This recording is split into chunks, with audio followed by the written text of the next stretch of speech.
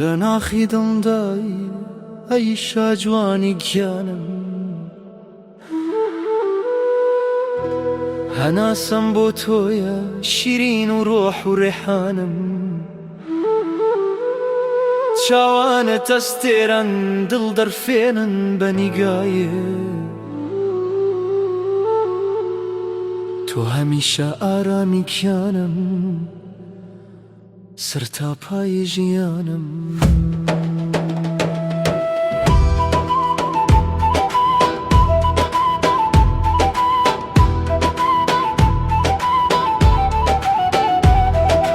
باڵات ڕێک و لەنجانە، دەستم پێت دەگا ئاسان، کوڵمت گوڵی بێوێنە، خاڵت وەک مۆری سوڵتان، ئەگری دڵمی داگیرسان، ژیانم بۆ تۆ یەکیان، خەزمان لۆمەم مەکەن ئەگەری دڵمی داگیرسان. سوێن بە خاڵی نەخشینات، بە دۆڵی مۆژێر پوشینات، کچێ ناوێرم بکەم شینەت، بە تیری عەشقت جەرگم بڕاوە، دڵم بە داوی زولف بەساوە، گیانە بە نازی چاوت گیرۆدەت کردم، ئومێدی ژینم لە دەست بەرداوە.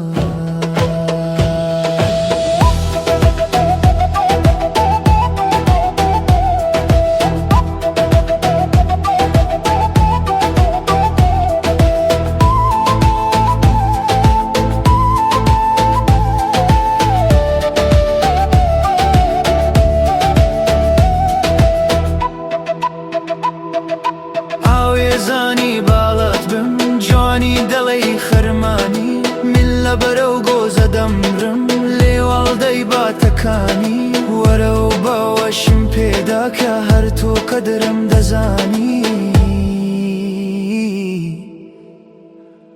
بارا بەرز و چاو و کاڵی، واڵا لەبەرت دڵانی. هەرچەند جارێ دەکەی یادم، بەخەو دەیبینم دڵشادم، هەرچەند جارێک یادم دەکەی، دەردێک لە من دەرمەن دەکەی، سوێندم خاردووە من تا ماوم، مەشکی چاوی بەڵەک چەوم، بارم پێ بکەنە ماوم، بارم پێ بکە سوتاوم.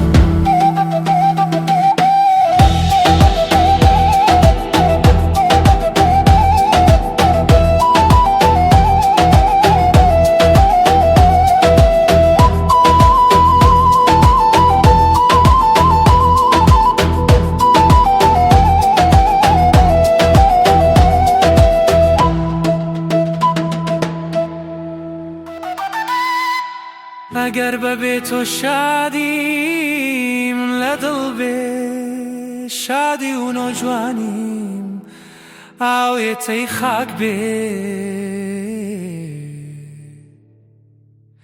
ئەگەر مەیلەکەت فەرامۆشم بێ، سپی کەفەن باڵا ئەپۆشم بێ، گیانە هەتا لەو دونیایەی دەژیم ڕوو لە خاڵات،